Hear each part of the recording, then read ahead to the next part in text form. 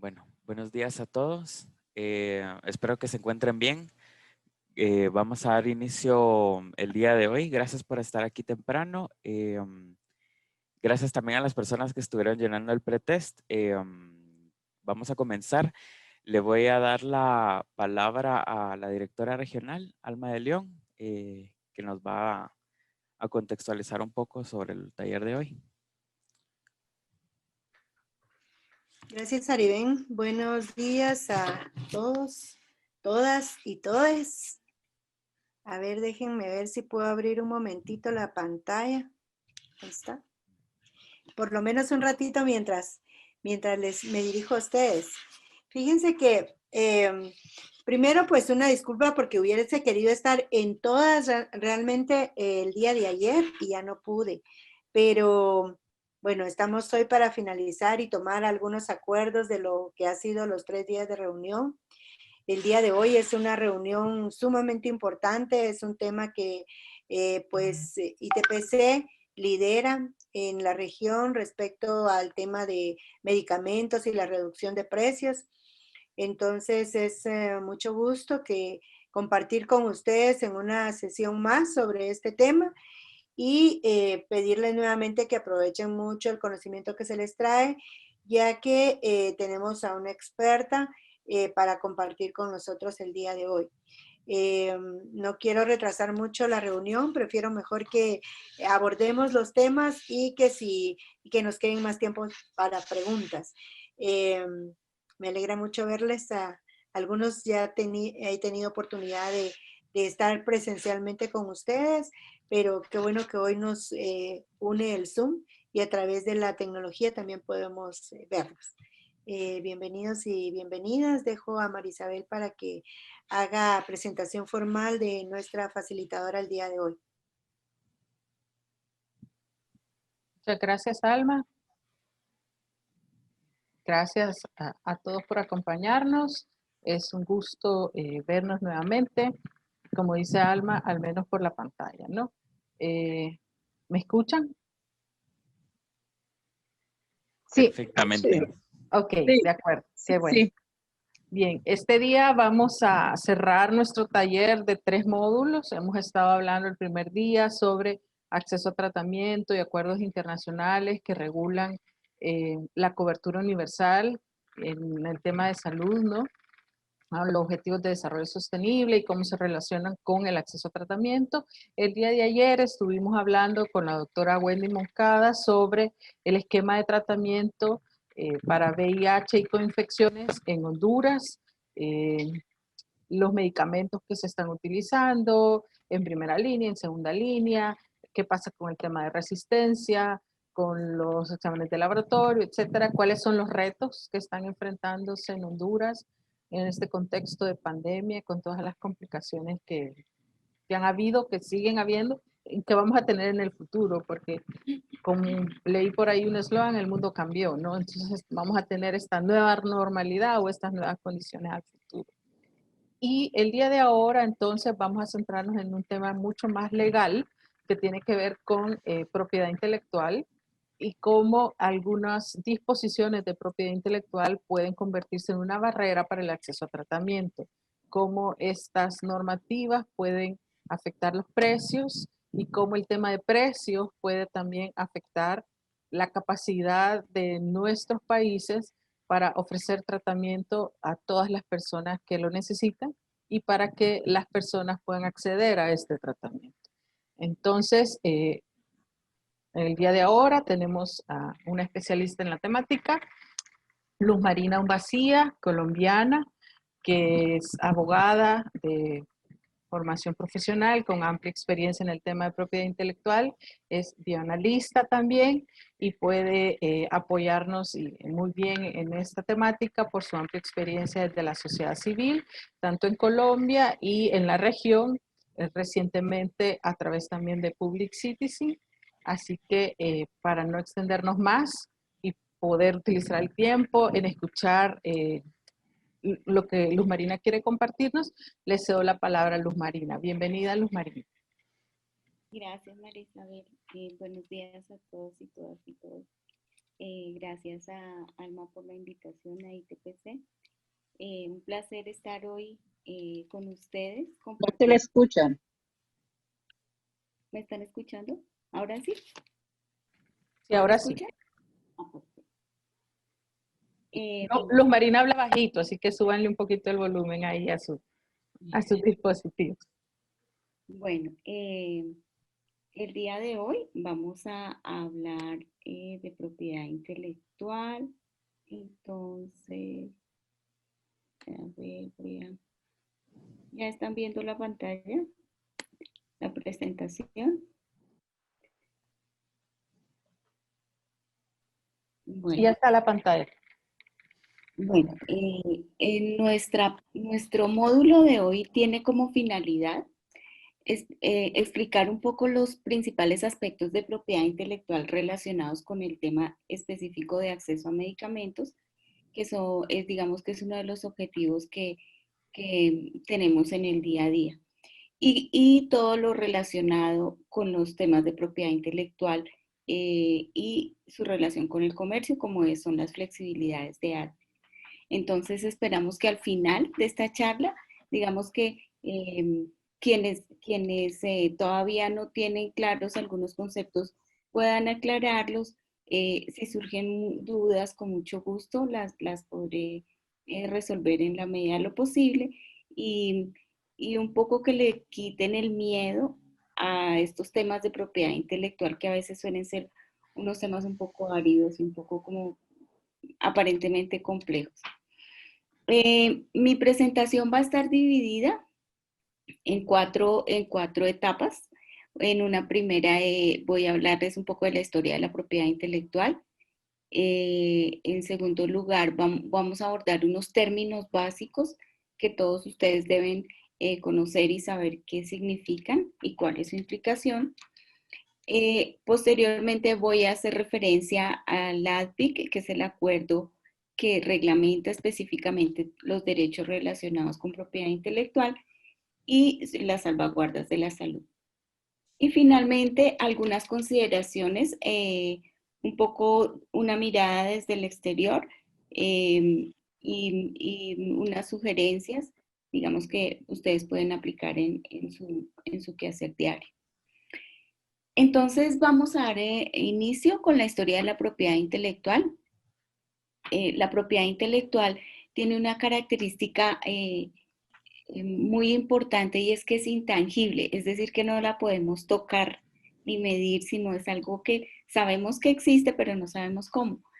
Y por eso es que uno a veces no la percibe, pero a lo largo de la historia de la humanidad siempre ha estado acompañando cada uno de los procesos históricos de la humanidad. Podemos ver todas las invenciones, la rueda, la imprenta, el bombillo, el enrutador de Wi-Fi, los celulares, todos estos elementos que han permitido evolucionar a la humanidad han sido objeto de propiedad intelectual. Hay una teoría que se llama cultura material, que está muy relacionada con la antropología y la sociología, y dice que las sociedades se pueden llegar a estudiar a través de los objetos que usan. Esto relacionándolo con el tema de la propiedad intelectual. Por esto, digamos que los medicamentos toman una relevancia importante. En las siguientes diapositivas ustedes se van a quedar con la presentación. Digamos que yo hago un recuento de algunos de los sucesos reconocidos más importantes en temas de propiedad intelectual a nivel mundial. Desde los griegos, que de las primeras informaciones que hay sobre exclusividades está la de una receta griega que se otorgó en Grecia. Y posteriormente vinculado a toda la etapa de las monarquías y la revolución industrial. Entonces, en la medida que se fueron desarrollando, se otorgaban derechos de protección por los reyes o debido a al desarrollo de la industria, los relojes, de la navegación, y bueno, otras más. ¿Qué más les cuento? Bueno, estas todas son reglamentaciones. Algo muy importante para Honduras. Antes de esto, la Convención de París, que para hacer una aclaración, no es a veces le llaman Acuerdo de París, en algunas traducciones está como Acuerdo de París o Convención de París. Técnicamente es lo mismo, pero esta Convención de París no es la misma del clima que se está discutiendo, la del cambio climático, sino esta es la Convención de París de propiedad intelectual. Entonces, para que hagamos esa primera diferenciación de, hay dos convenciones de París o acuerdos de París, a veces la gente les llama indistintamente o los autores, pero la de propiedad intelectual también se llama Convención de París. Y digamos que tuvo sus orígenes por allá en el siglo XIX, en 1883 y 84, donde empezaron a darse como las primeras bases para los derechos de propiedad intelectual. En Honduras, desde 1908, se empezaron a aplicar estos derechos de propiedad intelectual. Y es un caso muy curioso porque no hay mucha información sobre estos temas en los países en desarrollo, y digamos que Honduras sí tiene, digamos, registrado esto claramente con un tema de una cerveza, pero esta cerveza no era, digamos que de origen nacional, sino era de un empresario alemán que estaba radicado en el país. También en la industria de las sodas o de las gaseosas, como le llaman, también ha tenido, digamos que, protecciones de propiedad industrial en Guatemala. Hay procedimientos químicos también, y el aparejo, que es ese instrumento que se utiliza en las bestias para transportar a lomo de mula, eso en algún momento fue sujeto a derechos de exclusividad por el gobierno de Honduras.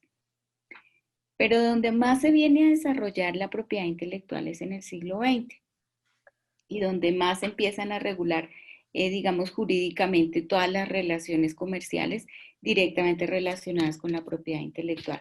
Entonces ahí aparecen la OMPI, la OMC, aparece Doha, y aparecen todos los tratados de libre comercio, los acuerdos bilaterales, los tratados regionales.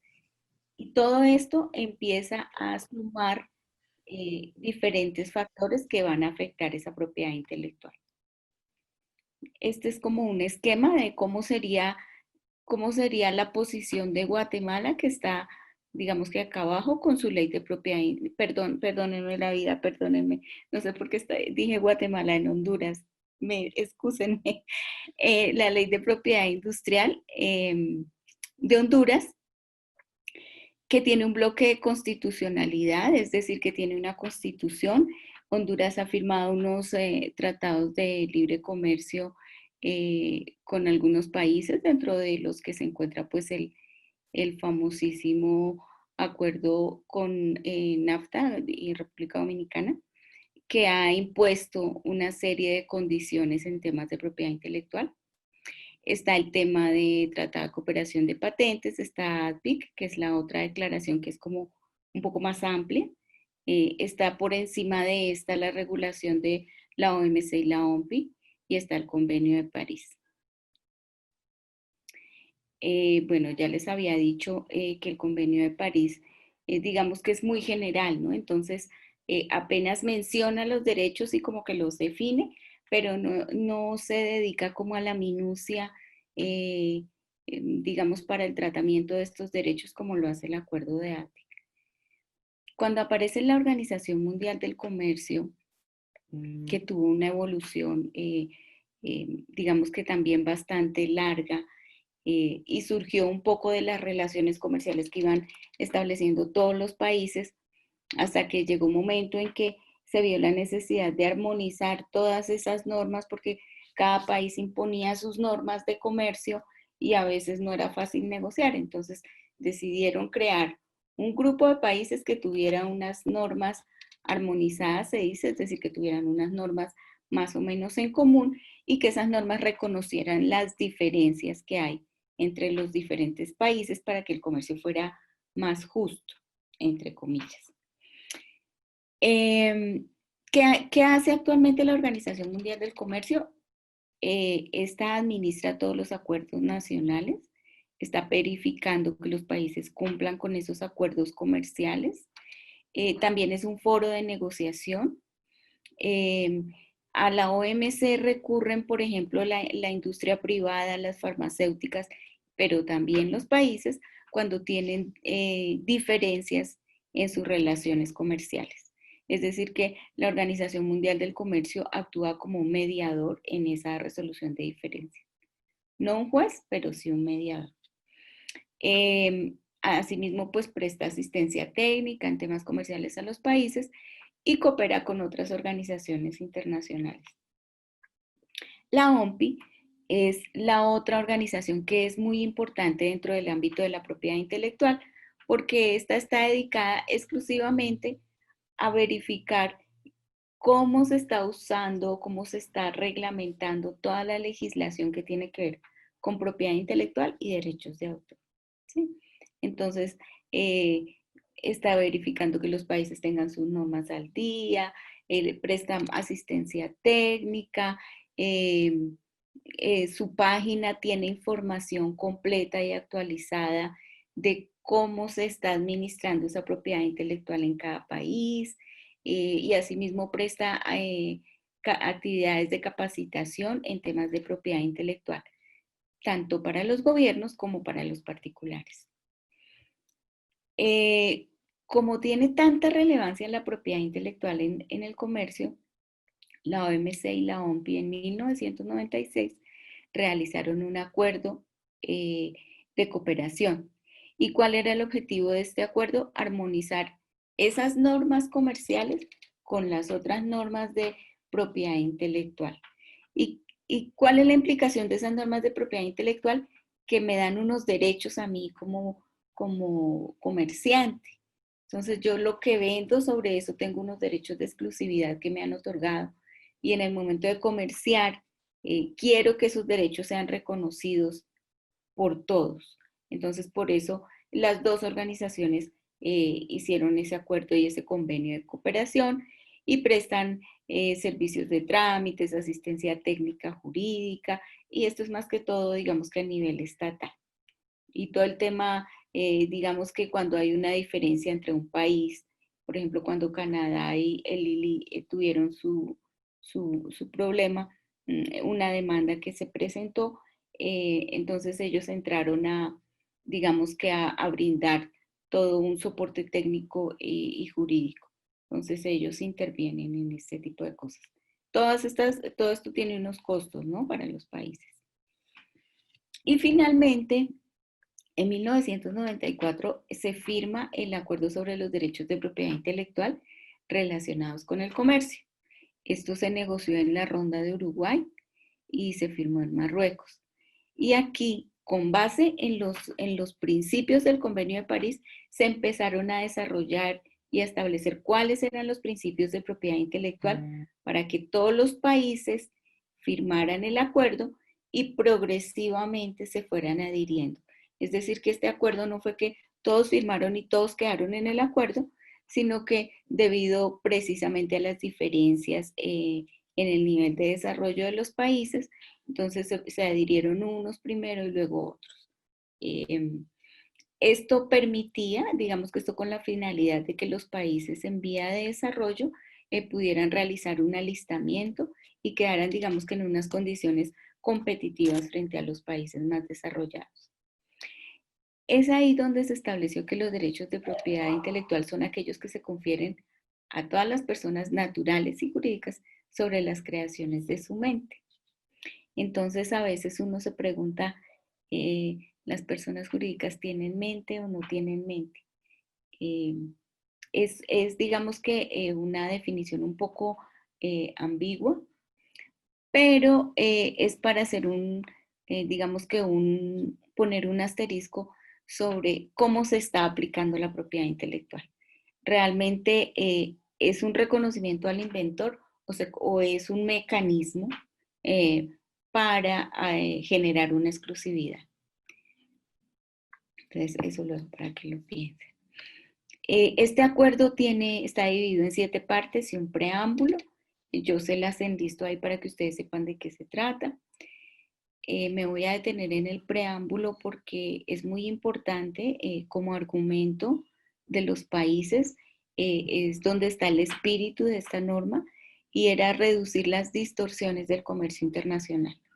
Porque a pesar de que la OMC antes tenía una normatividad general, sin embargo, siempre había una relación centro-periferia, es decir, los países que están en el centro, vamos a imaginar que son los países desarrollados, y todos los países en vía de desarrollo están alrededor.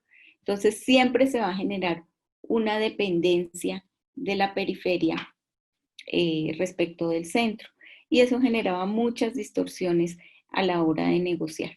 Entonces, como uno de los temas de mayor discusión era el tema de propiedad intelectual, entonces por esto fue que se desarrolló este acuerdo, para que se pudieran respetar esos derechos, pero que también se pudieran acondicionar a las medidas de cada país. ALPIC se caracteriza porque antes, cuando yo les empecé a hablar de la historia de propiedad intelectual, si ustedes se fijaron, yo les hablé de la rueda, de la imprenta, de la luz, del internet, pero yo no mencioné los medicamentos, porque anteriormente no era usual que se patentaran los medicamentos, pero los medicamentos son un bien de primera necesidad.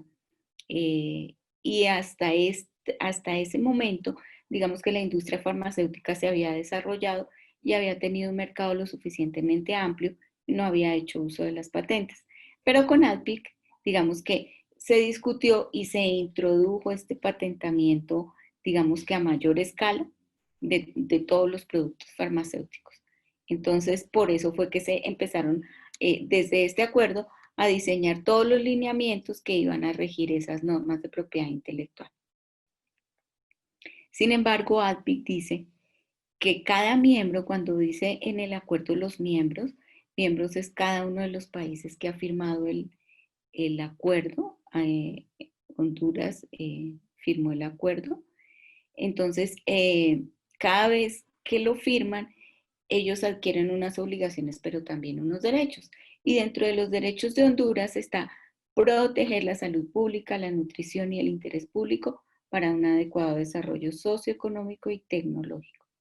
Es decir, que está obligado a cumplir con las normas de propiedad intelectual sin menoscabar todas aquellas medidas que le permitan proteger los aspectos que ya les mencioné. La declaración de Doha fue otro de los hitos en el tema de propiedad intelectual y acceso a medicamentos, porque se dio como resultado de todas las dificultades que se presentaron con la epidemia del VIH. Entonces, si ustedes recuerdan, al comienzo de la epidemia moría muchísima gente. África era uno de los continentes que más tenía afectación y la gente no podía acceder, se estaba muriendo en grandes cantidades. Estaban los medicamentos, habían unos medicamentos, eran muy costosos, pero además de eso estaban patentados. Entonces no era posible producir medicamentos genéricos. Recuerden que un medicamento genérico es un medicamento que tiene el mismo principio activo que el medicamento original o el llamado medicamento de marca.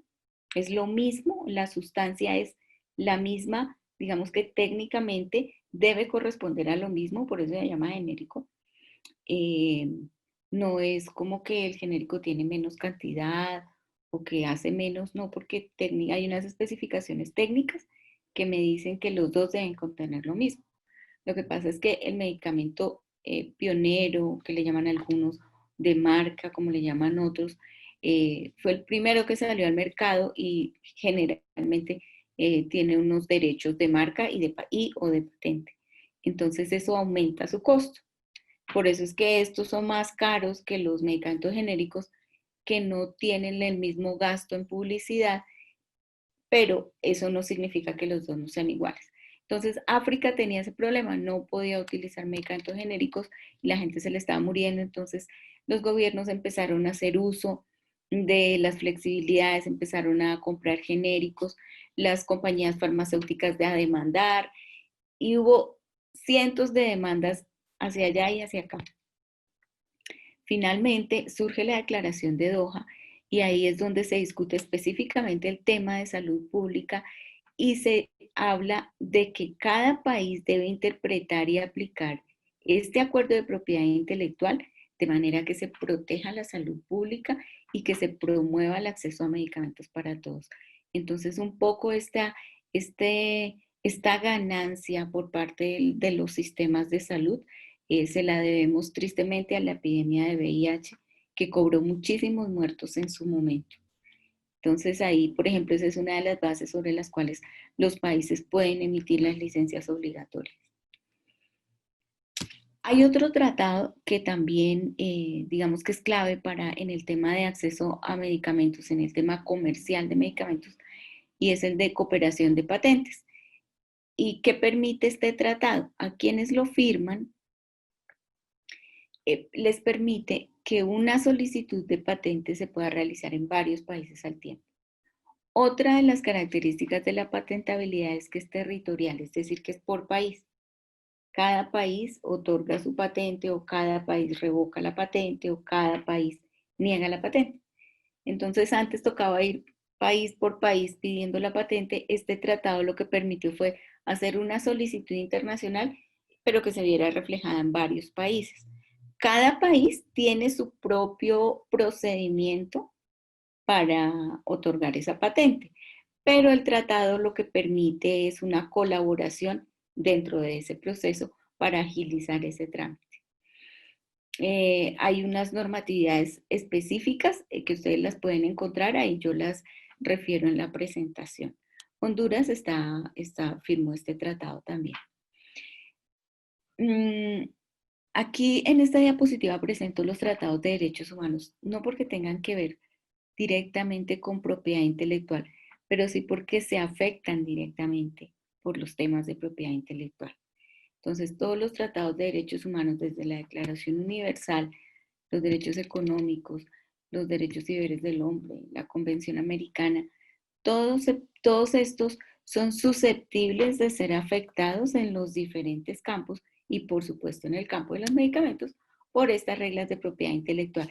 Entonces, recuerden que yo les decía, la propiedad intelectual ha estado a lo largo de toda la historia presente, como lo ha estado también los derechos humanos, de alguna manera, inicialmente desconociéndose, reconociéndose, protegiéndose a lo largo de la historia. Entonces han ido los dos de la mano.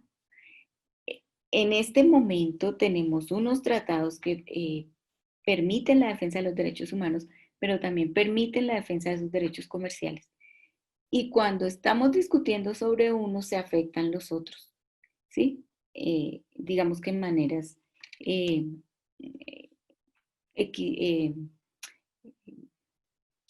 de manera integral. Además de los tratados de derechos humanos, hay otro tipo de normas, y no quiero que se asusten, porque digamos que esto es como para que ustedes tengan el panorama amplio, pero están las normas de propiedad intelectual, están las de derechos humanos, pero también están las normas comerciales, que son diferentes a las de propiedad intelectual, ¿no? Entonces, la propiedad intelectual me protege mi derecho, la de derecho humano me protege mi derecho a la salud, por ejemplo, pero hay una norma comercial que me dice, usted puede comprar y vender los medicamentos de acuerdo a estas metodologías, por ejemplo. Entonces, eso va haciendo que se aumenten una serie de factores dentro de cada adquisición de medicamentos que van a favorecer o van a hacer una barrera para el acceso. Las leyes de competencia, que están muy relacionadas con las normas comerciales, y además las leyes de derecho privado. Acuérdense que las empresas farmacéuticas son entes privados, ¿no? Entonces ellos pueden hacer contratos privados con quien ellas deseen y están vendiendo su producto. Para Honduras, digamos que las normas que están establecidas a nivel nacional están las que ya les había mencionado. El acuerdo de NAFTA es importante, es clave. El decreto 1299 del 2000 y los reglamentos de la ley de propiedad y la defensa y promoción de la competencia, digamos que son como los más cercanos a estos temas de propiedad intelectual. Entonces, como ustedes ven, es un panorama muy amplio, son muchas leyes, es como un entramado de leyes que en el momento de que tenemos un problema de acceso, tenemos que tener en cuenta.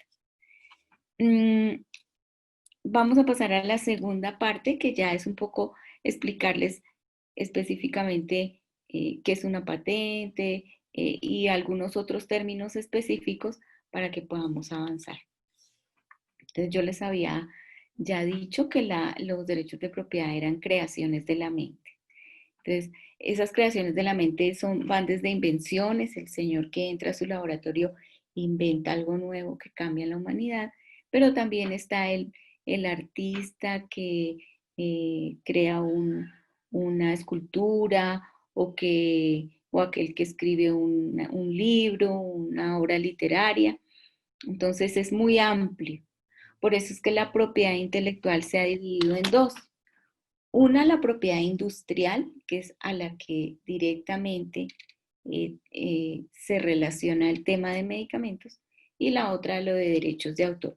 Entonces, la propiedad industrial tiene una connotación un poco más comercial, ¿sí? Porque ahí es donde entran las patentes, los diseños industriales, el tema de la marca, y está centrada en regular relaciones comerciales. La otra gran división de esta propiedad intelectual son los derechos de autor. Y los derechos de autor son para esas obras literarias, para las obras artísticas, que se puedan desarrollar y que, digamos, tienen otras subdivisiones, pero que en este momento no me voy a referir. Pero como es tan grande esa propiedad intelectual, la tuvieron que dividir así. Nosotros, con el acceso a medicamentos, nos ubicamos aquí, en la propiedad industrial.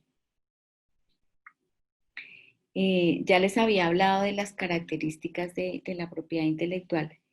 Se las vuelvo a mencionar para que no se les olvide. Y menciono una nueva. Ya les había hablado de la territorialidad. Recuerden que cada país otorga esa exclusividad, que es la segunda característica. Si a mí me dan una patente, yo tengo exclusividad sobre ese producto para comercializarlo en el país. La tercera es la intangibilidad, porque de alguna manera, aunque el producto está ahí, pero lo que tiene la patente no es el producto, sino lo que generó la producción de ese producto, ¿no? Entonces, de alguna manera es intangible por eso, porque cuando yo presento la solicitud, digo, yo vengo a presentar una solicitud para esta sustancia que tiene estas características y sirve para esto. Pero generalmente son como fórmulas químicas que después se ven expresadas en el producto, pero yo no las puedo medir directamente. La temporalidad. ¿Por qué? Porque esto no es infinito. Esa exclusividad que le dan los estados a esos inventores no es infinita. Está en este momento en 20 años. Hay que pagar unas tasas y unas cosas en cada país para mantener ese derecho. Pero digamos que la norma dice que 20 años. Entonces, ¿qué es una patente? ¿Cómo se define una patente? Es un derecho de exclusividad o privilegio que le concede el Estado a un individuo, porque puede ser una persona natural, una persona a nombre propio, o puede ser a una empresa, o a una institución, o a un centro de investigación, al que le otorgue ese derecho. ¿Y para qué se lo otorga? Para que pueda comercializar, es una de las principales características, para que lo pueda producir, obviamente, para que lo pueda utilizar por 20 años. Tiene 3 requisitos las patentes, deben tener, para yo solicitar una patente debo cumplir con 3 requisitos en Honduras y generalmente en la mayoría de los países del mundo. tiene que tener novedad, es decir, que sea nuevo, que no sea algo que ya una persona que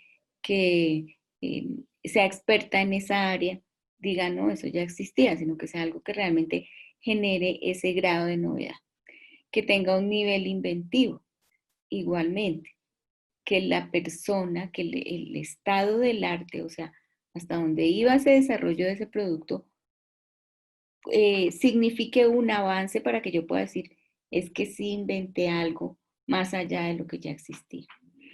Y finalmente que tenga una aplicación industrial, porque pues si no, no tendría sentido adquirir un título de una patente, si no es para que tenga una aplicación industrial y se pueda, digamos que, comercializar posteriormente. Los requisitos y condiciones están ahí en el decreto 1299. Si ustedes quieren información, yo se las indico acá en los artículos. Ahí están los artículos, ustedes lo pueden consultar. La norma la pueden encontrar en la página de propiedad intelectual de Honduras o la encuentran en la página de la OMPI y pues se puede consultar es fácilmente.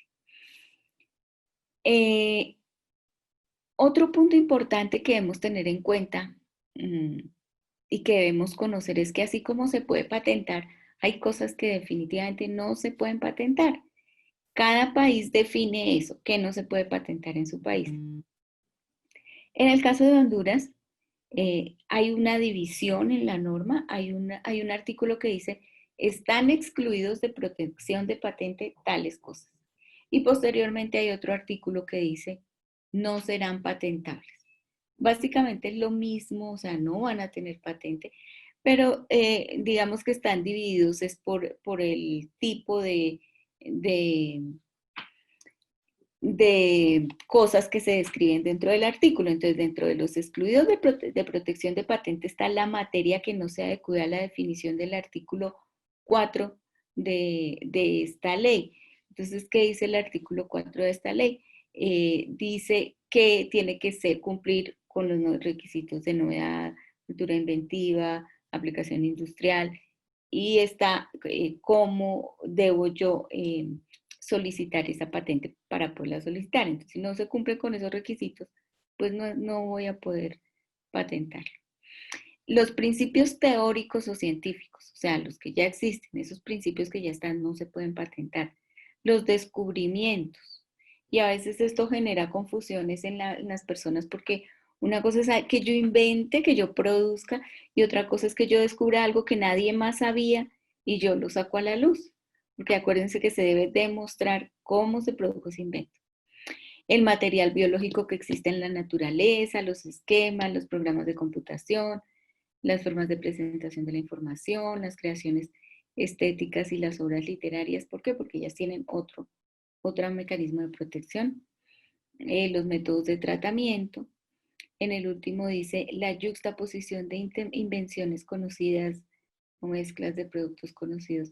Esto no se lo va a leer, es muy técnico, pero lo que quiere decir es que cosas que ya sean conocidas y yo las mezcle, es decir, el llamado evergreening del cual les voy a hablar más adelante, yo las quiera patentar, ¿no? Entonces, digamos que este artículo está en la norma de Honduras. En la ley también, como les decía, tienen en su artículo 7 quiénes no serán patentables. Y aquí se refiere específicamente a los procesos biológicos, ¿sí? A las variedades y a las especies, tanto vegetales y animales. Entonces, yo creo que esta diferenciación lo desconozco, pero claramente uno de los campos donde se está presentando mayor discusión en este momento y sobre todo en tema de acceso a medicamentos y seguridad alimentaria es en el tema de patentamiento de procesos biológicos, de obtención o reproducción de plantas o animales y sus variedades para determinados tratamientos o estos cultivos celulares que se pretenden patentar cuando no son invenciones y todas estas variedades que a veces se encuentran en cada país y que pretenden patentarse para generar una ventaja, no es posible, porque eso es un patrimonio digamos que de la comunidad. Las marcas. Las marcas, yo me refiero aquí a las marcas porque en medicamentos son muy importantes. La marca es lo que genera la recordación, la marca es lo que el paciente se acuerda. Si yo digo Lopinavir, Ritonavir, de pronto algunos no saben qué es, sobre todo, por ejemplo, en los pacientes de VIH. Pero si yo digo Caletra, todo el mundo sabe, ese es el medicamento buenísimo para el VIH y generó un avance importante en temas de tratamiento. Entonces, esa marca es otro tema de protección, de propiedad industrial, que hace que los medicamentos aumenten su costo, ¿sí? Actualmente lo que uno ve es que los genéricos, la industria genérica, antes toda la industria genérica en general, cuando presentaba el medicamento en el empaque decía, por decir algo, ácido acetil salicílico, que es la famosa aspirina de Bayer. Entonces decía ácido acetil salicílico, o decía ibuprofeno, o decía acetaminofén, ¿sí? Pero resulta que como es tan amplio el mercado farmacéutico, ahora estos medicamentos genéricos se están dividiendo de acuerdo a si no tienen o no tienen marca. Entonces, como no pueden adquirir derechos de propiedad intelectual por patente, por invención, porque generalmente pues sus productos son productos que ya está produciendo, ya hay un laboratorio pionero, un medicamento pionero, perdón. Entonces ellos diferencian en el mercado su producto con una marca. ¿Sí? Entonces, ya su acetaminofén, por ejemplo, no se va a llamar acetaminofén, sino, voy a poner un ejemplo, yo no sé si existe, pero le van a colocar Dololev o Dolofen, ¿sí? Para que la gente se acuerde que ese es el del dolor, ¿sí? Y su marca es esa, y eso genera una diferenciación con todos los genéricos. Entonces, ahí es donde vemos a muchos comerciales que dicen, nuestros genéricos son de marca, es decir, cuando a uno le dicen de marca, en el imaginario está que si es de marca es mejor. Entonces, es simplemente, digamos que un aspecto psicológico de la publicidad para poder vender más. Sin embargo, recuerden que esa marca o que esa patente no significa una diferencia en el principio activo, que es el que va a sanar, ¿sí? Hay otros temas que se discuten en esto y son los temas de calidad, ¿sí? Ahí, eso es discutible. Si se encuentra que es un medicamento genérico que es de mala calidad, eso no tiene nada que ver con que sea genérico, es de mala calidad, pero no porque sea genérico, es de mala calidad.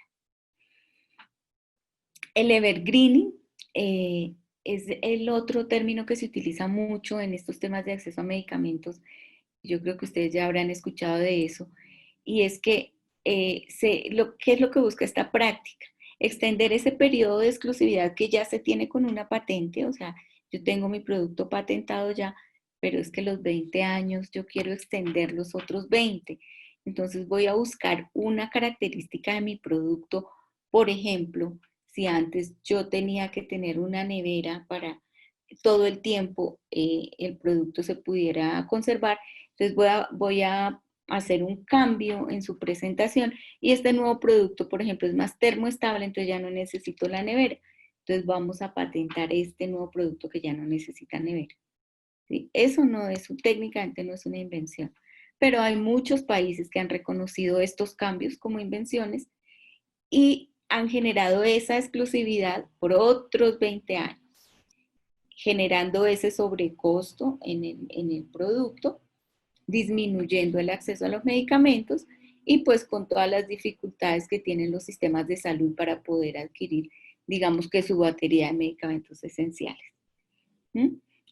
Uno de los elementos así estrella que se han identificado en un estudio de la Unión Europea fue el ritonavir, al cual se le han identificado actualmente más de 800 patentes. ¿Sí? Entonces, eso significa que el ritonavir en unos países se ha patentado, por ejemplo, como ritonavir, solo como su molécula. En otros países se patentó fue la combinación lopinavir-ritonavir, por ejemplo. En otros países se ha patentado es la forma de presentación. O sea, hay 800 variedades y tenemos un solo medicamento. Entonces, es lo importante, y digamos que el punto clave en el tema de medicamentos es que si realmente se patentaran los medicamentos que se tienen que patentar, las patentes serían muy pocas porque no hay mucha, digamos que desarrollo de invención en los últimos años en temas de medicamentos, sino que han sido más modificaciones o combinaciones que realmente no son invenciones. Esta diapositiva que ya de algunos la habrán visto, otros no, pero este es el medicamento original. Aquí ya cuando yo le pongo otras dos cositas para que lo diferencie, entonces esto ya yo digo que es una característica adicional que merece ser patentada.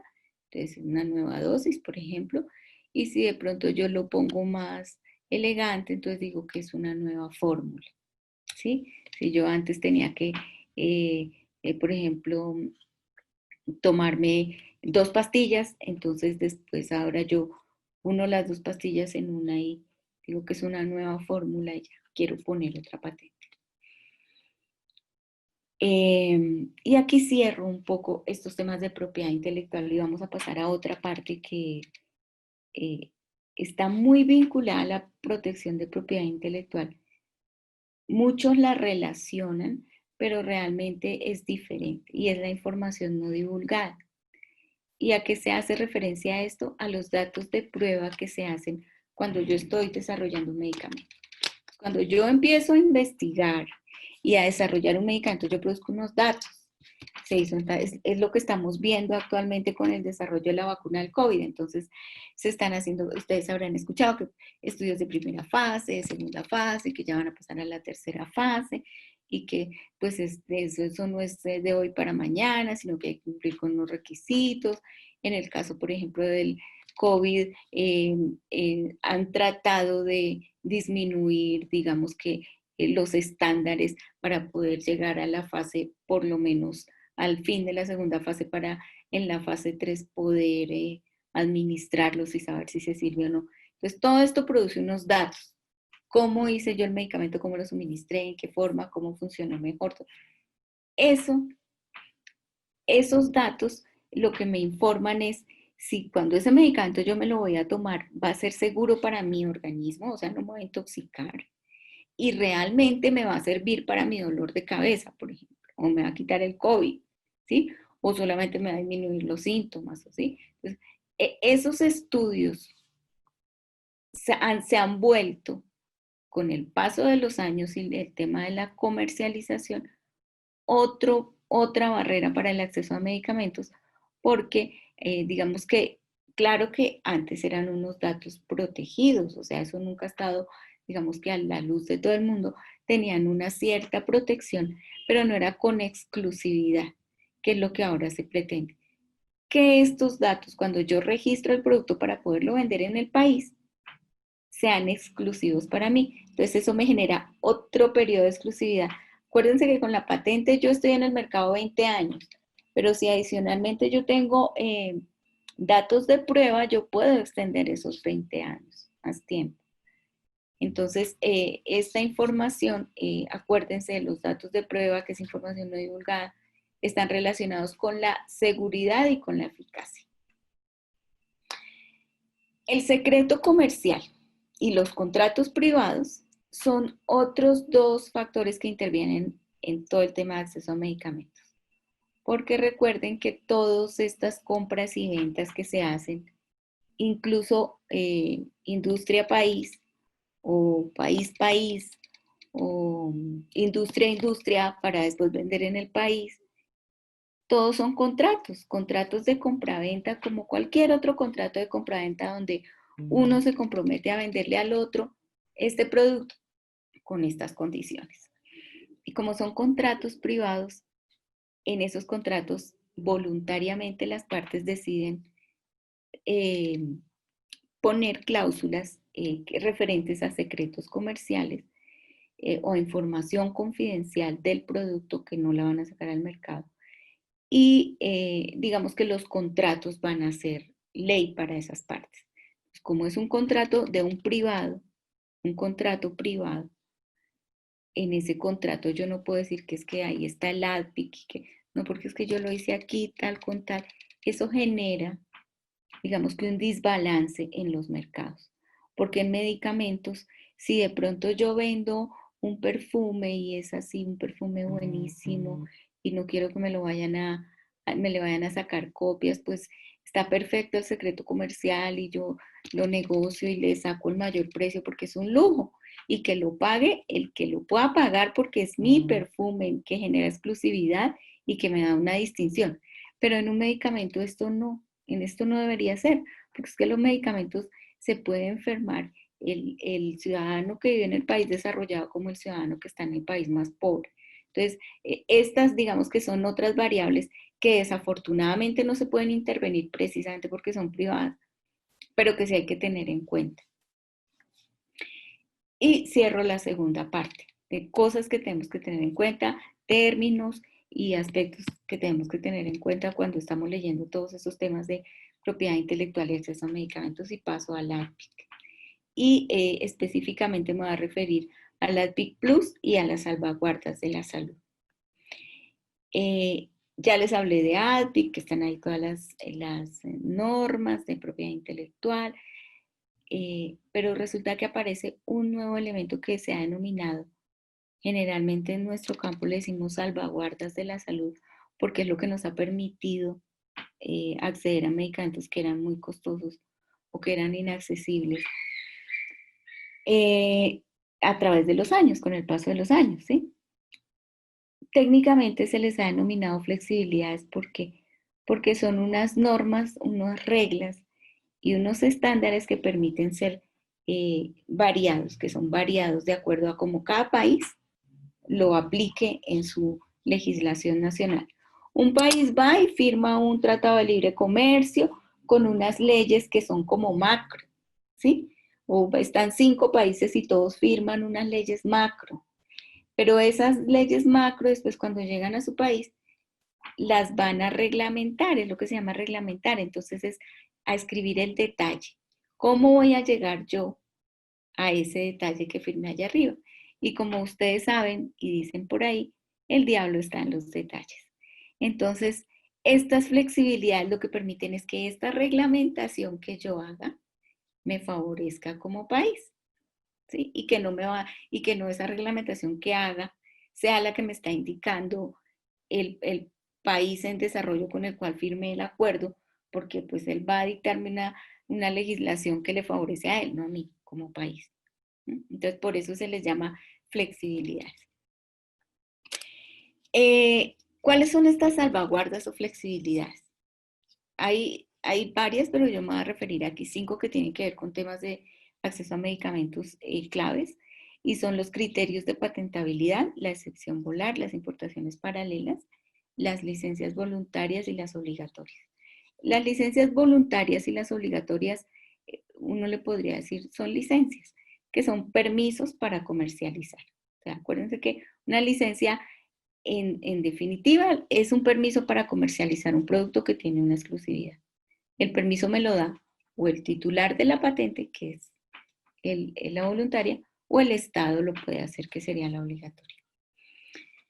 Voy a empezar por los criterios de patentabilidad.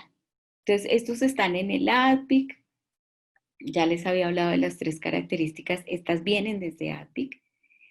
Cuando los países las reglamentan y definen qué es novedad, qué es actividad inventiva, ahí es donde vienen las diferencias y por qué en unos países sí se patenta una cosa o la otra. Entonces, es muy importante y es clave para los países las definiciones.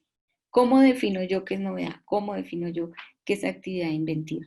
¿Sí? Para que lo que yo voy a reglamentar en mi país realmente me favorezca. Y a estos criterios de patentabilidad, cuando estos criterios de patentabilidad no se tienen en cuenta, ¿cómo puedo hacer yo para que hacer el llamado de atención o para hacer, digamos que, utilizar el mecanismo que impida que eso se patente? Pues ahí aparecen las llamadas oposiciones. ¿Sí? Entonces, cuando yo solicito mi patente, presento todo lo que me piden, pero hay un tercero que dice, eso que está diciendo él no es cierto, o eso no corresponde, o eso no tiene altura inventiva. Entonces, ahí están las oposiciones en las que la sociedad civil, especialmente en Argentina y Brasil, digamos que ha realizado varias actividades, varios temas de oposiciones. En Colombia se han presentado algunas observaciones, pero no ha sido, digamos que es un mecanismo que, por ejemplo, en el caso de Colombia es costoso, entonces no es tan sencillo como que sea desde la sociedad civil. En Honduras, ¿qué pasa en Honduras? ¿Qué es lo que, digamos, que nos interesa?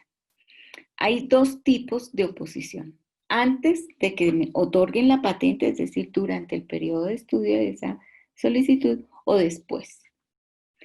Ambas, las que están establecidas en la ley tácitamente, son por vía administrativa. Entonces dice que hay preotorgamiento, que cualquier persona, cualquiera puede ir y presentar esa oposición. Acuérdense que esa oposición yo puedo decir, señor Estado, usted no puede otorgar esa patente porque no sirve nada de lo que dice ahí.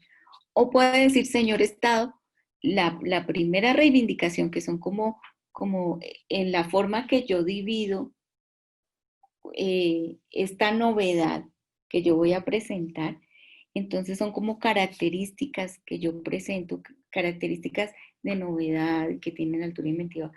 Estas reivindicaciones, como para que ustedes me entiendan, entonces de esas resulta que las 10 últimas, porque una patente no es como paténteme esto por tal cosa, sino que eso tiene un montón de numerales y literales. Entonces yo puedo decir, bueno, la primera puede que sí, pero el resto no, ¿sí? Entonces, por eso puede ser total o parcial, y puede ser pre y post. Entonces, en el pre, como les decía, como ya les había dicho, entonces cualquier persona, hay países donde solamente puede ser, por ejemplo, la competencia, o solamente puede ser el procurador, o en el caso de Guatemala dice cualquier persona interesada. Cuando diga interesada, recuerden que interesada significa que cuando yo presente el escrito tengo que decir por qué yo tengo interés, ¿sí? Entonces, ese interés no puede decir porque sí, sino que tiene que ser, digamos que un argumento que justifique esta presentación de esta oposición. Entonces, ¿qué hace cuando se está haciendo la solicitud? Que el registro de la propiedad industrial publica estas solicitudes, las publica 3 veces consecutivas con intervalos de 30 días.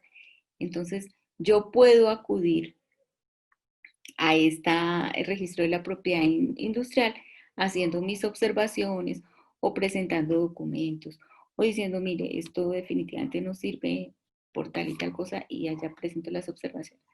Ya después de que pasan esas observaciones, esas 3 veces consecutivas, si no hay ninguna oposición y la oficina considera que se debe patentar, se patenta.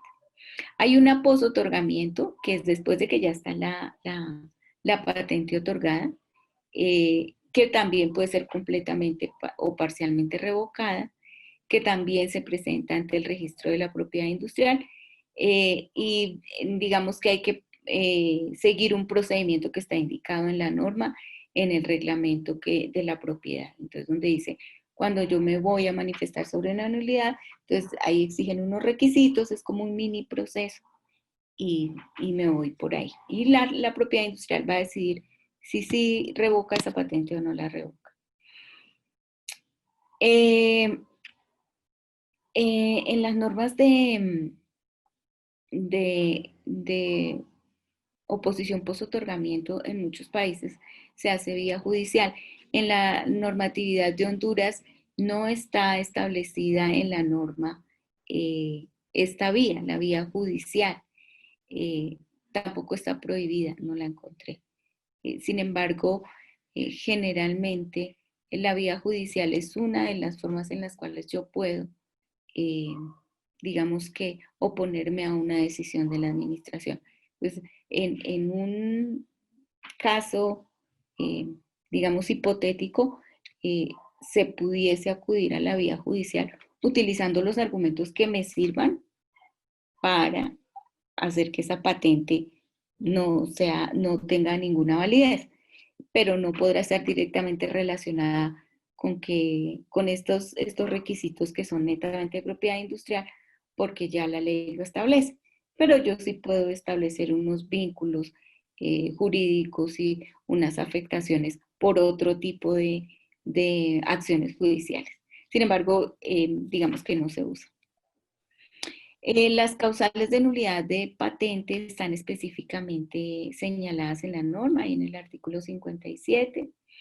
La norma también dice cómo puedo yo limitar ese uso privado. Cuando a mí me dan esa patente, yo hasta dónde tengo límites para usarla, para venderla, ¿sí? Entonces, cada artículo de estos me establece esos límites, ¿sí? Entonces, si la puede vender o no la puede negociar. Entonces, en el artículo 18 están todos esos límites. Si la puede comercializar, si puede autorizar el uso experimental. Entonces, todo eso está ahí. El otro tema importante es el linkage. El linkage que es un mecanismo que ha hecho una vinculación entre la patente y el registro. Acuérdense que la patente es lo de la invención, la propiedad, la creación. El registro sanitario tiene que ver con la comercialización, que tiene ahí su protección de datos. Entonces, ¿qué es lo que busca Estados Unidos? Vincular las dos. Es decir, que lo que esté patentado, si yo tengo patentado algo, nadie puede venir a registrar para comercializar nada. Hasta que, si yo tengo ese periodo de protección de patente, hasta que no se vence. Entonces, ¿qué hace eso? Que como el registro sanitario es un procedimiento que se demora, eso no es de hoy para mañana, sino que toma un tiempo porque la oficina recibe, estudia y da un tiempo, entonces eso hace que la patente tenga un mayor tiempo de exclusividad. Entonces, eso es lo que han pedido, especialmente los Estados Unidos, que en los tratados de libre comercio se establezca específicamente que los países se deben comprometer a este vínculo, ¿sí? Hay países que están patentado el medicamento, pero ya cuando se va a vencer esa patente, todos los genéricos empiezan su proceso, porque sabemos que se vence en agosto y se demora 6 meses, entonces yo en febrero empiezo mi proceso de registro para que cuando se venza la patente yo tenga el registro. Lo que busca este mecanismo es que eso no sea posible. La excepción volar, ya les había hablado allá en los límites al titular de la patente de los fines experimentales. Entonces la excepción volar es cuando hay un medicamento patentado, pero yo puedo usarlo no para comercializar, sino para fines experimentales o estudios, para desarrollar otros medicamentos que no tengan que ver con ese, o un medicamento genérico, ¿sí? Entonces, esta excepción volar, cuando se creó, su objetivo era favorecer la industria genérica. Sin embargo, es muy difícil, muchos países, aunque la tienen, lo que hacen los países de marca es que presentan medidas cautelares y la suspenden. En Honduras está autorizada, no encontré, digamos, información de que se haya utilizado, pero pues está autorizada. Está autorizada, digamos que conforme a los requerimientos del Tratado de Libre Comercio del NAFTA de República Dominicana. En el artículo 16 de esa ley de implementación, ¿no? Esta parte ya está, digamos que reglamentada.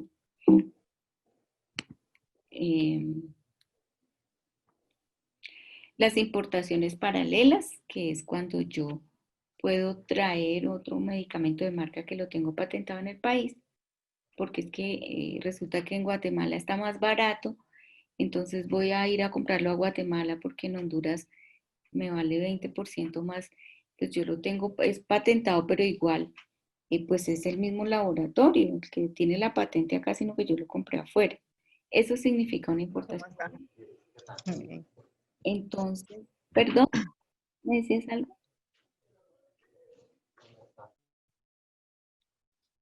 Bueno,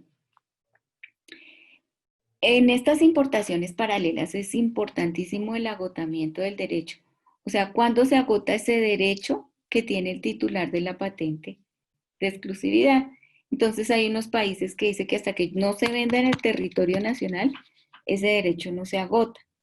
Otros dicen hasta que no se venda o hasta que no se compre, en el caso de que del Estado está pensando en el laboratorio.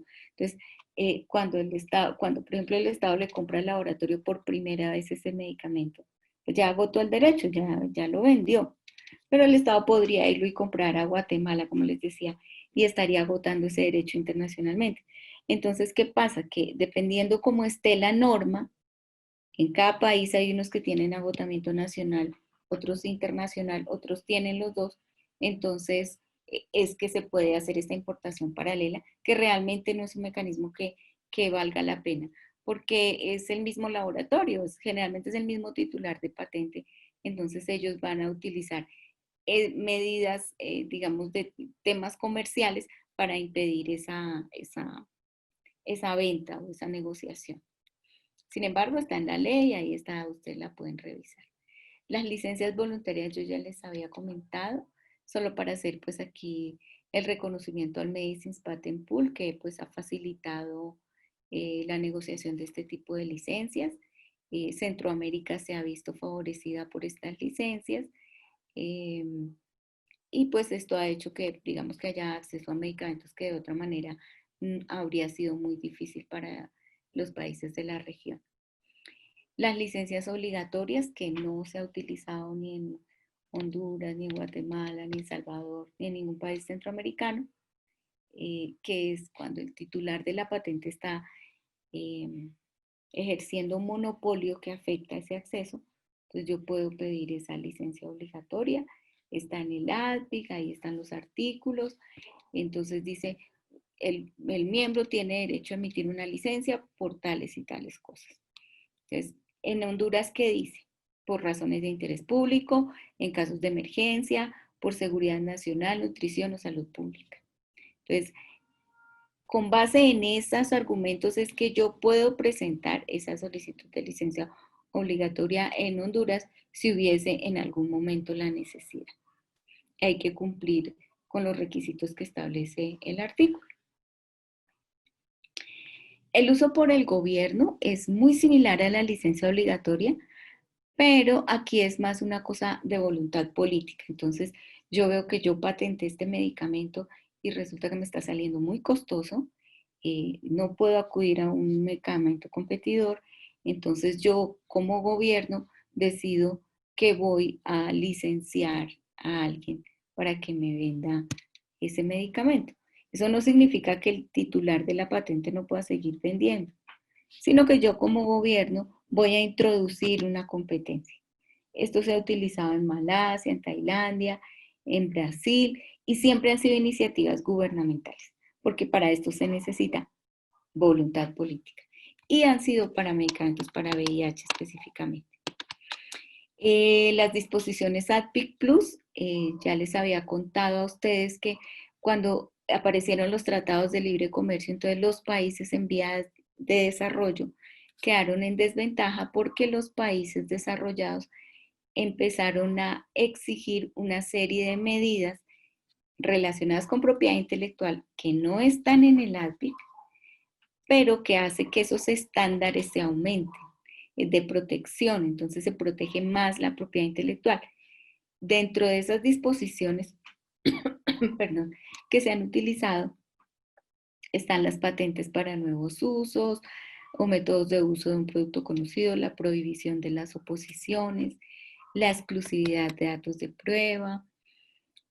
Como les decía, antes solo era, digamos que información confidencial, pero no generaba esa exclusividad para poderse registrar. Entonces, esta exclusividad, la extensión de término de las patentes por demoras en la oficina de patente o la extensión por en la emisión del registro sanitario. Los limitar esos motivos que justifican las licencias obligatorias, limitar las importaciones paralelas, que esa casi que viene pues por añadidura, porque digamos que las importaciones paralelas, acuérdense que es el producto de la misma casa comercial, entonces la casa comercial puede libremente digamos que disponer de su material y poner barreras a esas importaciones sin mayor problema. Y también medidas relativas a la observancia de los derechos de propiedad intelectual. Entonces, estas disposiciones en los tratados de libre comercio dicen el país debe adoptar tales y tales normas para proteger la propiedad intelectual, tales y tales y tales. Entonces, no solamente las que dicen ahí, sino otras. Entonces, por ejemplo, me voy a inventar una. Por ejemplo, que la novedad sea definida como todo aquello que no conocía la persona que realiza el estudio de patente. Entonces, pues si esa persona no la conocía, ya todo será invento. Ese tipo de legislaciones que son un poco impuestas por precisamente esa posición de poder que tienen los países, son las que se han denominado disposiciones ADPIC Plus. En Honduras, digamos, las que corresponderían a Honduras por el NAFTA, son las extensiones de plazo de vigencia de la patente, tanto por la solicitud de patente como por el registro, la exclusividad de datos de prueba, el linkage y las medidas de control de frontera para patentes. En Honduras, como yo ya les había contado, después de que los países van y firman allá todo su acuerdo, vuelven a su casa, acuérdense que los congresos aprueban esas negociaciones y después se reglamenta, cada país dice, listo, esto fue a lo que nos comprometimos, ¿cómo lo vamos a hacer acá? Entonces, esa reglamentación en Honduras aún no está completamente terminada sobre estos asuntos. O sea, Honduras todavía tiene un margen aquí. La exclusividad de datos de prueba ya está, digamos que específicamente señalada en la ley de implementación que ya salió. Pero, por ejemplo, la extensión de plazo de vigencia de la patente, todavía no hay una reglamentación específica. Está todavía como, digamos que en proceso. La protección de los datos de prueba, bueno, ya les había hablado de esa. Aquí les menciono la norma donde se mencionan la exclusividad de los datos de prueba, que para Honduras es de 5 años para productos farmacéuticos y 10 para productos químicos agrícolas. Entonces, está en la ley de implementación del Tratado de Libre Comercio y está específicamente ya señalada. Hay unas condiciones y digamos que unas excepciones también. Entonces, cuando sea necesario proteger el público, entonces temas de salud pública, por ejemplo, entonces esa exclusividad de datos de prueba no se va a otorgar. Ya para cerrar, me voy a referir un poco a unas consideraciones generales. Este cuadro tiene a la norma, porque esta presentación era un poco desde el punto de vista legal, que es tan cansón para todos, porque a veces las normas no reflejan la realidad ni de las situaciones, ni de los países, ni de los beneficiarios. Pero es lo que hay. Y es sobre lo que los países negocian. Entonces, la norma sustantiva en acceso a medicamentos está casi que dividida en dos. Uno, el tema comercial y otro, el tema de derechos humanos, ¿sí? El tema comercial que tiene que ver con el progreso, el desarrollo, la tecnología, la innovación, la transferencia de tecnología, es todo lo que vende. Y por el otro lado están los derechos humanos que defienden la salud, la vida, la alimentación y todo este tipo de cosas. Ambos derechos tienen protección constitucional, ¿sí? Ambos tipos de normas tienen organismos rectores a nivel internacional. Aquí está la OMS y la OMPI, aquí está la OMS y la ONU, la OPS, ¿sí? Sin embargo, tienen un poder diferente. ¿Por qué? Porque a este lado tenemos la influencia de la industria farmacéutica, que es un poder económico. Adicionalmente, la protección de los derechos de propiedad intelectual se han convertido en un garante internacional. Entonces, un país que no respeta la propiedad intelectual es casi que un país paria. Hay un informe que saca Estados Unidos todos los años con una lista de países que a ellos les parece que no protegen la propiedad intelectual. Y eso cuando un país está en esa lista, pues empieza a tener problemas en temas de relaciones comerciales internacionales, porque aunque la lista es de Estados Unidos, se emite para Estados Unidos, pero eso tiene un reflejo a nivel internacional. Entonces eso hace que estos derechos comerciales tengan mayor peso que estos otros que generalmente son promovidos por la sociedad civil y están las cortes y todo eso, pero digamos que la fuerza que vincula al país para que esta normatividad realmente se haga y sea llevada a cabo, o sea, que sea una fuerza vinculante y ejecutiva, es decir, que lo obligue, es muy limitada. Porque con este garante de las relaciones comerciales, esta balanza genera un mayor peso a este lado, en el lado económico, y porque los países en vía de desarrollo necesitan sacar sus productos. Entonces, si no los pueden sacar, pues van a tener problemas económicos. Entonces, generalmente los medicamentos son ese punto de negociación, específicamente el tema de la propiedad intelectual. Y bueno, a nivel nacional pues hay una protección de derechos, pero pues como todos sabemos esa es limitada. Entonces cuando nosotros vamos a ejercer acciones que tengan que ver con el tema de derecho a medicamentos, derecho al acceso, sabemos que la propiedad intelectual aumenta el precio de los medicamentos. Es una dificultad para poder establecer medidas justas de competencia, pero sin embargo es lo que existe. Entonces, yo tengo que preparar unos argumentos que me nivelen estos dos, los derechos comerciales con los derechos de salud. Y generalmente esto lo puedo hacer yo presentando datos reales. No es solamente decir, se está muriendo la gente, el VIH se declaró de interés público y como se declaró de interés público tiene que hacerse. No, porque aquí ellos presentan cifras. Ustedes van a perder tanto en exportaciones, tanto en importaciones. Entonces es importante aquí mostrar cuántas personas se quedan sin acceso, cuántos están muriendo, cuántos nunca fueron diagnosticados. Ese tipo de información es muy importante a la hora de poder establecer estos argumentos para las acciones que queramos llevar a cabo. Honduras no es un país que realmente esté muy afectado por el tema de patentes.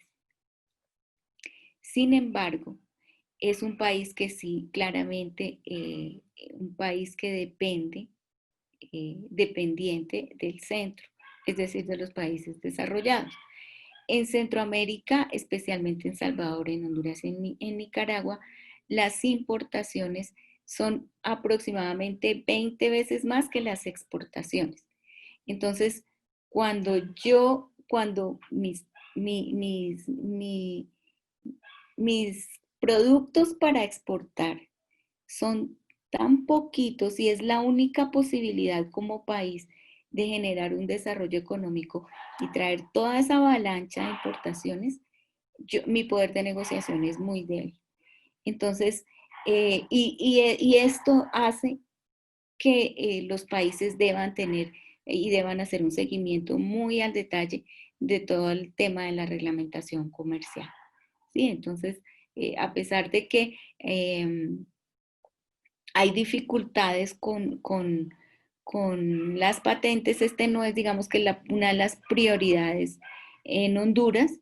Hay medicamentos que han tenido dificultades, o sea, Caletra, por ejemplo, ha tenido dificultades por propiedad intelectual en Guatemala, en Honduras, en Nicaragua, en Colombia, en Ecuador, en África, pero digamos que no es una prioridad en este momento. Sin embargo, puede que se presenten solicitudes, porque pues hasta la fecha no, pero de pronto pueden haber solicitudes en curso que sí podrían afectar. Y igual todo el tema de las negociaciones y renegociaciones del NAFTA en el tema de disposiciones TACTIC Plus. Entonces, digamos que en un futuro cercano lo que sí podemos estar seguros es que la región va a seguir siendo una importadora, por lo tanto las reglas que rigen este comercio tienen que ser de gran importancia. las compras de medicamentos en Guatemala se realizan a través de la OPS. El que sean a través de la OPS no necesariamente garantiza que sean, digamos que, la mejor opción en todos los casos. Hay casos en que sí, hay casos en que no. Solo para hacer un llamado de atención, estas negociaciones de OPS también están sujetas a contratos privados, a secretos comerciales y todo este tipo de mecanismos de las normas comerciales que se utilizan en otras áreas. Entonces hay que hacer, digamos que un seguimiento, y el llamado un poco es a que frente al comercio de medicamentos, a la compra y venta, prevalezcan estos principios que yo señalo aquí de publicidad y de transparencia. Además, la importancia del involucramiento del Ministerio de Salud en todo este proceso de otorgamiento de patentes, pero también en el tema de los registros sanitarios. Ya creo que no es más, me disculpan por haberme alargado, espero no que estén despiertos todavía. Quedo atenta a sus preguntas. Sí, estamos despiertos, Luz Marina, no te preocupes. Bueno. Ok. Gracias, Luz Marina, una excelente presentación. Muy buena esa reflexión que nos hacías al final. La región seguirá siendo importadora principalmente de medicamentos, y es importante entonces que desde la sociedad civil hay una participación activa en el tema de propiedad intelectual y en el tema comercial y de competencia también. Es decir, ¿por qué no alcanzan nuestros países a brindar tratamiento a todas las personas que lo necesitan? Es un tema de precios, es un tema de compras, es un tema de transparencia, es un tema de propiedad intelectual. Lo que es importante que la sociedad civil tengamos eso claro para que sepamos demandar el cumplimiento de los derechos por parte del garante. Entonces, teníamos aquí en el chat, pasamos a la sección, a la parte de preguntas y respuestas, comentarios. Si alguien quiere preguntar algo o comentar algo, lo puede hacer en el chat o puede levantar su manito y le damos el micrófono. Pero teníamos ya un comentario ahí de Randy Palma. No sé si Randy quieres hacerlo de viva voz o lo leo. Ok, quizás lo leo. Dice, muy interesante en Honduras casos sonados como medicamentos donde se modificó la fórmula, como la pastilla de harina y la sobrevaloración en las compras. Casos que quedaron impunes o engavetados. Eso alguien más de Honduras tendrá que ampliarlo un poquito más. Otto está levantando la mano. Le damos la palabra a Otto. Hola, buenos días a todos y todas. Muy interesante el contenido de la presentación. Más que una pregunta, es una sugerencia. Creo que sería sumamente importante que para que la sociedad civil pueda demandar este tipo de acciones en los países, se pudiera generar algún tipo de curso virtual sobre patentes y propiedad intelectual dirigido a sociedad civil y otros socios estratégicos en un lenguaje a lo mejor un poco más digerible. Creo que este tema de patentes y propiedad intelectual es de desconocimiento de muchas personas, de sociedad civil y de población en general que trabaja el tema de VIH y otros como la tuberculosis y la malaria. Entonces creo que sí sería interesante que se pensara a futuro realizar un taller de esta naturaleza virtual y que toque ciertas cuestiones e incluso pueda tener estudio de casos en esos ejercicios que se puedan realizar. Cambio.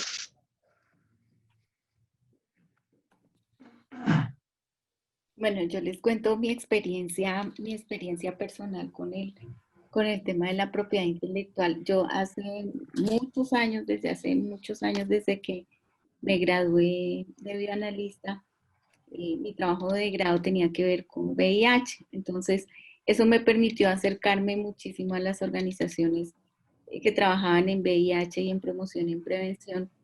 Y digamos que yo empecé gran parte de mi experiencia profesional digamos que empezó en este campo. Entonces, yo estaba un poco en otros temas que tenían que ver con VIH, trabajaba con una organización en Colombia que se llama Fundación Henry Ardila, estuve en la Liga SIDA. Y yo así, cuando me invitaron en alguna ocasión a un congreso en Argentina, yo creo que por allá como por 2007, no me acuerdo, para presentar una estrategia de promoción y prevención que hicimos en áreas rurales en Colombia, llegué yo a este encuentro y había un poco de activistas discutiendo entre ellos. Y yo, pero, o sea, se supone que todos estamos en un congreso de VIH y estaban estos activistas discutiendo y yo no entendía por qué. Entonces, porque yo veía que unos decían que es que el medicamento es malo y el otro decía que es que ese medicamento es lo mismo y yo decía, pero ¿por qué pelean? Pues, o sea, como yo conozco, digamos, desde lo técnico, yo decía, no entiendo cuál es el problema. En ese momento, yo creo que yo todavía estaba estaba creo que finalizando mi carrera de Derecho. Y cuando uno está en la universidad, uno sabe todo y no sabe nada, ¿no? Entonces como que medio entendía las cosas legales, pero no entendía mucho. Sin embargo, me fui a esas conferencias donde estaban esas discusiones y yo salí y yo teniendo conocimientos en salud, estudiando Derecho, y salí y yo le decía a un compañero, le decía, mira Alfredo, no entendí nada, o sea, todavía no entiendo cuál es el problema. O sea, eso yo no entiendo porque aquí hablan de comercio, de patentes y lo que necesitamos es que la gente se diagnostique y que tenga acceso al tratamiento. Yo tenía un poco en ese momento la visión, digamos que más clínica del asunto. Y pasaron yo creo que unos 2 o 3 años cuando volví nuevamente. En ese momento yo estaba coordinando la mesa de ONGs en Colombia que trabajan en VIH. Y pues obviamente llegó alguien a hablar de propiedad intelectual y buscaron pues a la mesa de ONGs que era la que más agrupaciones convocaba. Y yo, oh Dios, que este tema otra vez, este tema, yo no entiendo eso. Y bueno, vi la presentación, abrí el espacio, hicimos la convocatoria y yo creo que me concentré en ese momento y en ese momento el expositor fue y traté de hacer la exposición de hoy un poco en decir como cuáles eran los términos que tenía que tener en cuenta, ¿sí? Porque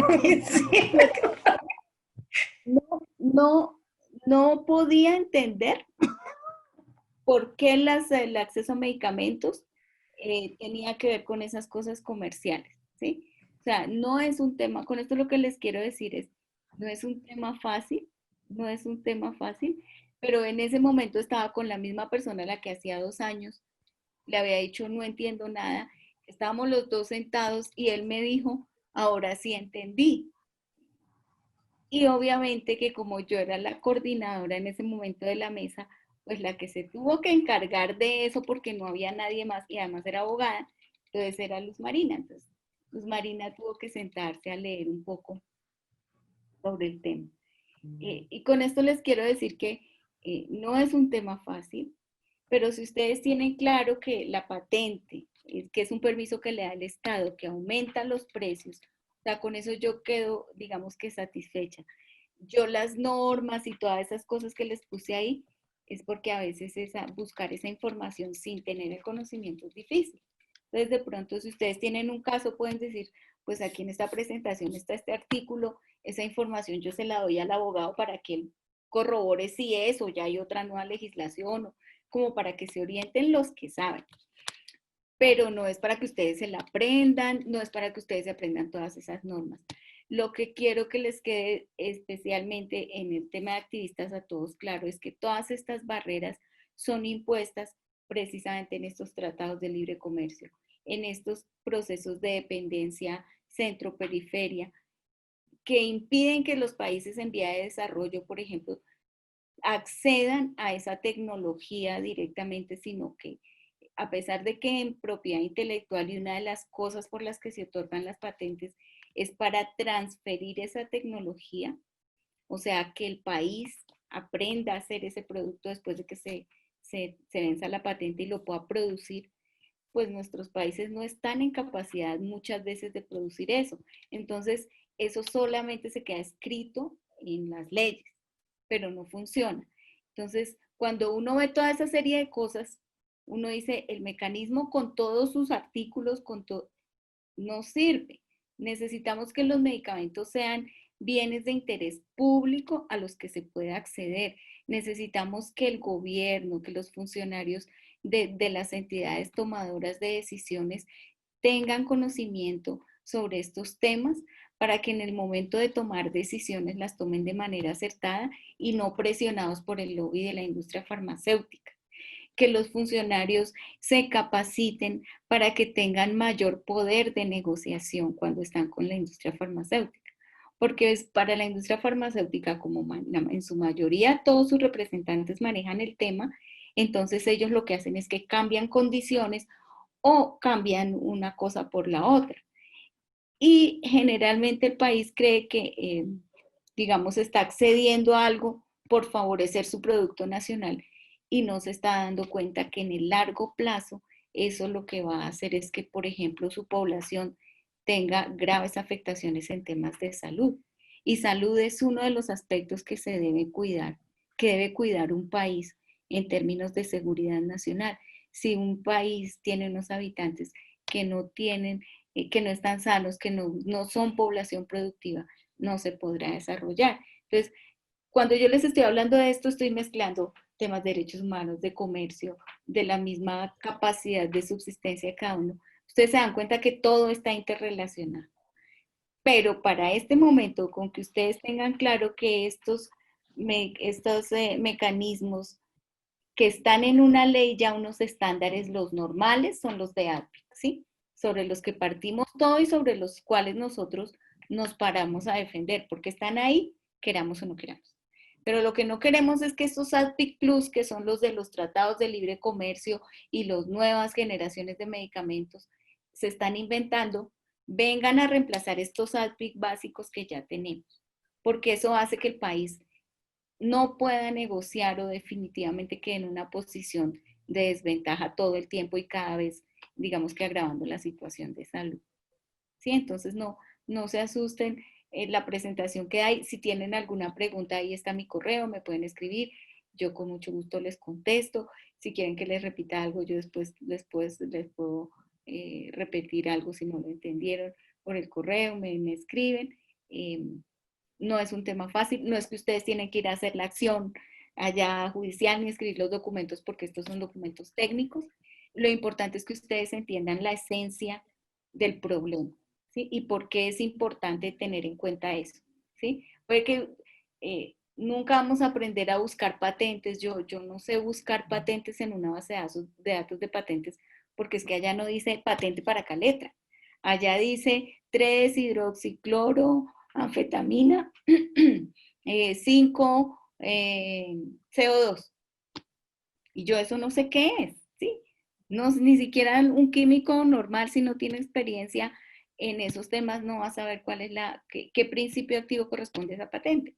Entonces, no nos corresponde aprendernos eso, pero sí nos corresponde y es responsabilidad como activistas saber que hay unos mecanismos y hay unas normas comerciales que tienen unos límites y que nosotros no podemos dejar que esos límites se extiendan, porque esos límites son los que permiten que el país tenga acceso a medicamentos, que la competencia se pueda presentar en tema de medicamentos.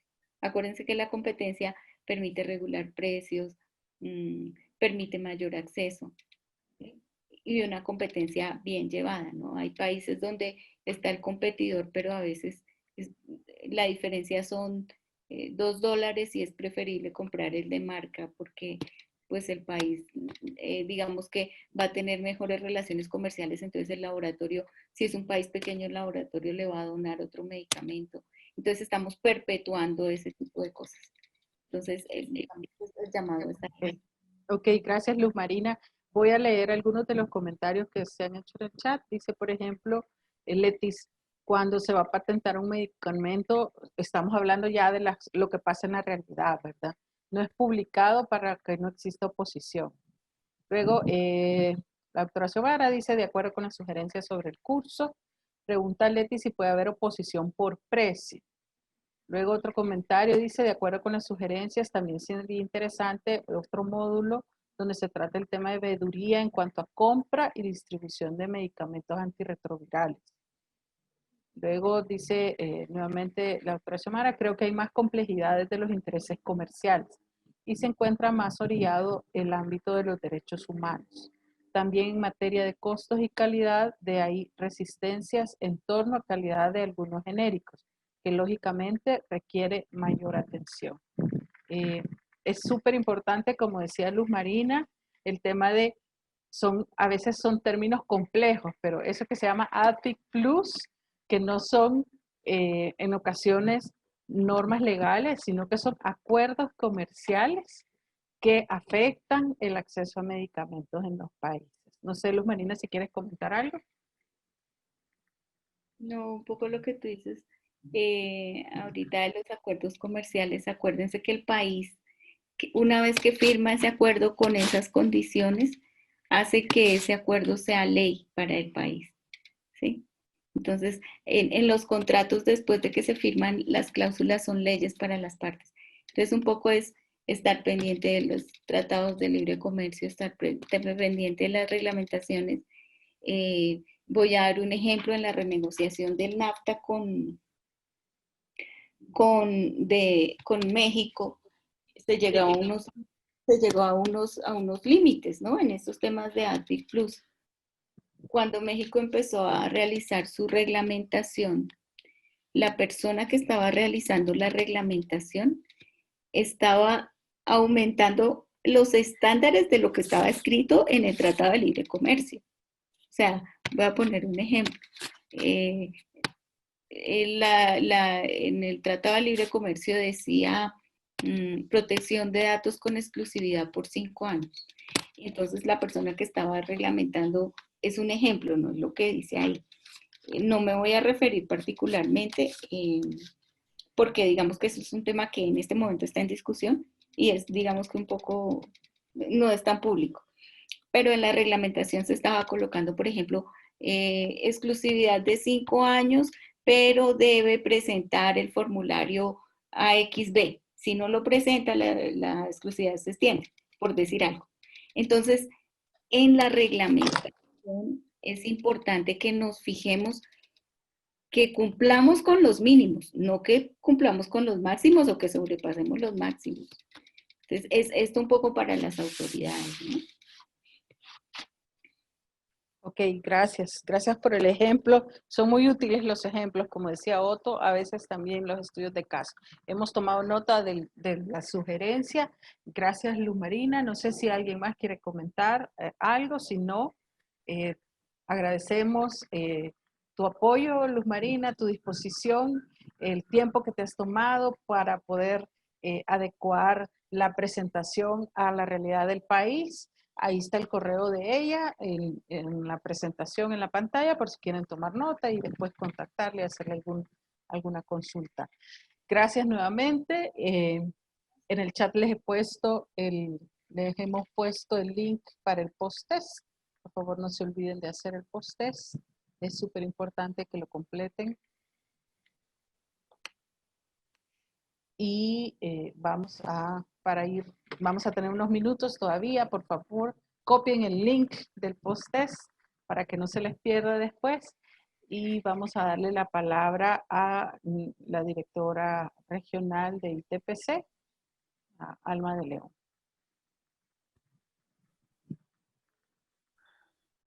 Bueno, muchas gracias, Luz Marina, por interesante reunión. Como siempre, nos dejas apasionados con los temas. Creo que, como dices, realmente tiene mucha terminología técnica el tema de propiedad intelectual y definitivamente que en un curso, en una reunión, no se logra captar todo lo que quisiéramos, pero la buena noticia es que venimos desde hace algún tiempo entrenando a algún grupo de activistas por país. En esta oportunidad tenemos la oportunidad de tener a Guatemala, El Salvador y Honduras como centro de esta recepción de conocimiento. Vamos a ver cómo estamos organizando unos talleres adicionales para estos 3 países, para que podamos profundizar más en los temas, ya que si bien es cierto, no es necesario que lleguemos a ser expertos como lo son pues quienes se han dedicado en su academia a estos temas, pero sí es necesario dominar algunos aspectos para poder defender nuestros temas en las mesas de decisión en que como activistas nos desarrollamos. Por ejemplo, el tema, hace poco escuché que ya se había otorgado, se estaba otorgando ya el registro para una de las organizaciones, una de la industria farmacéutica, de las más grandes. Se presentaron 5, ¿verdad? A solicitar un registro aquí en Guatemala con un tema de medicamento importante. Y de los 5 que se presentaron, solo le salió el famoso, ¿verdad? Al pionero de siempre. Entonces, que cómo era que los demás, si se habían llegado inclusive antes de ellos, no salía el registro. Y siempre les ponían que faltaba un requisito o que no estaba completa la información, pero son trabas a veces en este tema de medicamentos. Hay muchas cuestiones, muchos intereses personales y en todos los niveles, no solo en la industria, también a veces en nuestras estructuras gubernamentales y parlamentarias están esos intereses plasmados que bloquean realmente la entrada de genéricos de calidad, ¿verdad?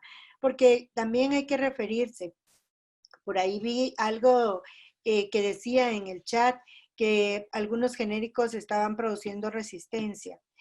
Y también creo que nos falta profundizar un poco más en esos temas, porque pues un medicamento tiene que ser precalificado y tanto a precalificación pasa un medicamento pionero como un medicamento genérico, ¿verdad?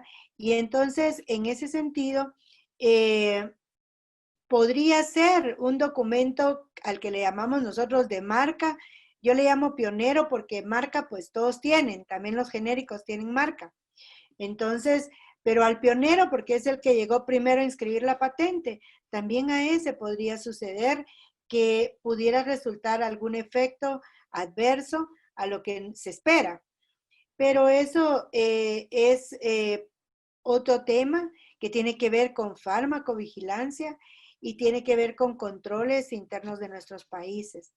Entonces yo creo que el tema de verdad que sí es de medicamentos es apasionante, es cada arista que tiene es importante para que nosotros como activistas nos empoderemos y vayamos desarrollando temas en beneficio de lograr acceso a tratamiento en nuestros países.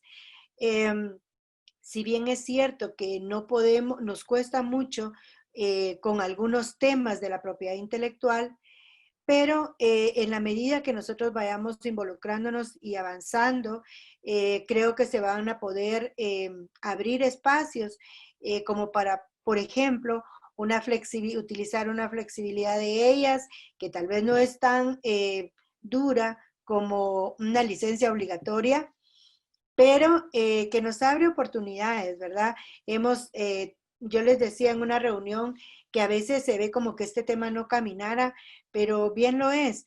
El tema de que hayan licencias voluntarias y que algunos países como Centroamérica sea beneficiado, por ejemplo, de que haya dolutegravir a precio muy bueno, muy asequible, es precisamente eso, ¿verdad? Estar abogando, estar solicitando, aunque las licencias obligatorias no se otorguen, son presión para que se hagan esas licencias voluntarias que al final benefician en un mediano plazo.